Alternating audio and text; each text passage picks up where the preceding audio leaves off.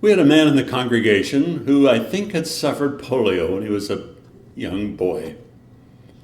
He walked with his back crippled, his knees constantly partially bent as he walked, and his arms swinging. But he could get around and do 3 men's work when he was taking care of his bees. His name was Dan Shawar. Dan and I would have some conversations at different times. We'd have a lot of different issues to talk about. His daughter Carla was wonderful. I mean, we would run down the family. And somewhere along the way he mentioned that he had an oldest son. His son, he said, had left home and joined the army and was somewhere in Germany. I knew that I was going to be going to Germany for the World Congress on Evangelism. That was in '66. And I wondered, could I track him down? I'd love to meet his son. Because I'd learned to really like Dan Shawar. Dan was not one of the people that everyone looked up to. He was one of the people that slipped in quietly. You only really noticed him when, well, I remember one Sunday morning when there was a big paper wasp nest in the yew bushes that used to be in front of the church. And the wasps were bothering children. And because he had cared for bees so many years that he had a kind of immunity to bee sting, he just walked over there and grabbed that nest, big nest, and squashed the whole thing and worked till they were all dead, and then threw it down and said, now the kids will be safe. And I said, did you get stung? Well, maybe that's what that is, he said. I feel a little something. But he had taken care of this all through the years with caring for his bees. He would say to me, David, you got to come visit me sometime at my honey house. His place was, you get down at the end of Heiser Lane, turn down Trissels, first right is Honey Lane, right? Yeah, and it was back in there. So one morning I called him and said, you free? I'd like to come by. So I went in his driveway, parked, and he came out of the honey house, limping as he always did.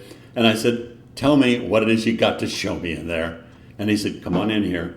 And so we walked in alongside the long trays where he would bring the hives, the contents of the hives, the honeycombs back, and he would use a hot knife and he would shave the top edges off, and he would put those down in the thing, and then he would put them in a centrifuge, and he would get the honey out of them. And he said, come here, I want to teach you a little bit about honey. And I said, okay, I'm a fast learner, I think. Let's find out. And so we stepped over there, and he said, now notice that honey is almost as clear as water. That, he said, comes from a kind of star thistle. Some call it some other kind of thistle, he said. And it's a really expensive, valuable, good honey. He said, there's a little weed that's out here in the hills, but it's really so. He said, try it. So I mentioned it was really good. Now he said, come to the next one. The next one, he said, taste this and you tell me what it is. And I tasted it. I don't know, Dan. What is it? I don't know. Try it again. I tried it again. I said, well, it's kind of like a golden delicious apple. Yes, he said, you got it. It's from the apple orchards up by Timberville. I take the hives up there and set them up there, and I get the apple blossoms, and it makes that nice kind of golden honey from the wonderful. You've had the apples up on the hill up there, I know. Maybe they don't grow them there anymore, but they were some of the best apples in the world, you know. And then we went to the next, and he said, that's dark. That's really dark. And yeah, clover. That's clover honey, he said. And you can taste it, you can smell the clover in it. And then he stood there and he said, every flower has its own distinctive fragrance. It was created to bloom and to offer its perfume to the world like no one else will ever offer. Every flower, and as he went on lecturing about the uniqueness and the beauty of flowers and their fragrance and their color and their deliciousness as the sap from the flowers was harvested by the bees and slowly condensed into the honeys that they'd made. As he lectured on that, I realized he wasn't talking about flowers. He was talking about himself. He was talking about people.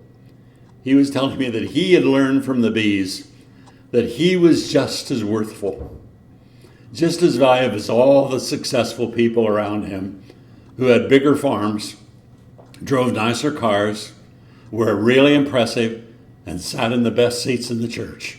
But it didn't make any difference to Dan Shawar with his polio crippledness and the kink in his back that was permanent and the little stubby face and arms that he had.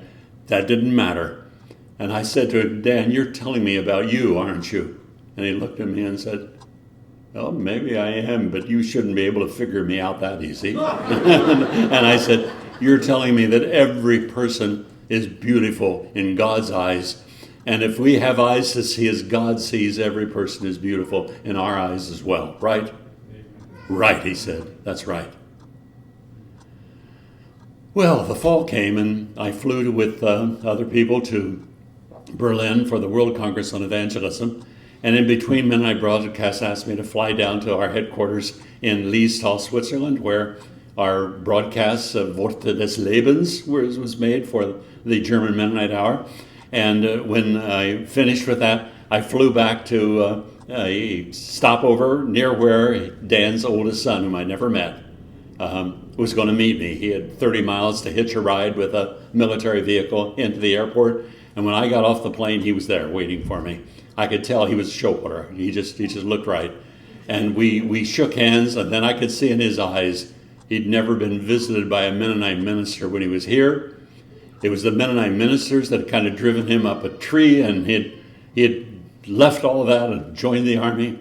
And here was a Mennonite minister come to see him, although someone in his 20s, which he hadn't known before. And we went and found a place to get coffee, and we sat down, and his caution for me began to gradually melt. And then I said, I have a story to tell you. A couple months ago, I went to visit your dad, and I told him that. And I said, you know, can I tell you how precious your dad is as a human being, and how wise and how insightful? And I look across him, he's crying. He's crying. He's homesick for his family and everyone. And I squeeze his hand across the table, and we go on talking. We have a wonderful time. Of course, I never tried to put anything on his conscience that if he was a good Mennonite, he wouldn't be there, none of that kind of stuff. But, you know, in those days, I only learned about him through Dan, because it was kind of like when he joined the Army, I think he was kind of forgotten here at Trissels. He was gone. But it was wonderful to be with him. And we talked for 2 hours, and suddenly we looked at our watches, and I said, my flight for Berlin is leaving in like 4 minutes. And they must have boarded already. You follow me? He said. I grabbed what little I had, and we ran down through the airport and out to the gate, which he knew better than I did. And at the gate, they said, sorry, the bus that takes you out to where the plane is parked, long gone. No chance. You missed your flight. And he said, now, wait. This is my pastor. He comes from Virginia, and he's here to see me. I'm in the military, and you got to help him out. And he gave this passion speech for me. And they said, well, there's a vehicle down here that we could have them run him out to the plane. And they took me down, put me in the car, and drove me out to the plane. And I got on the plane and looked back to see if I could see him waving, but he was long gone. Dan was right. Every one of us is worthful, irreducibly valuable, precious, prized of God, worthy of being prized by each other. I learned that here. Didn't learn at seminary. I learned it here. I learned it from important people that taught you that as well here. Good people here at Trissels.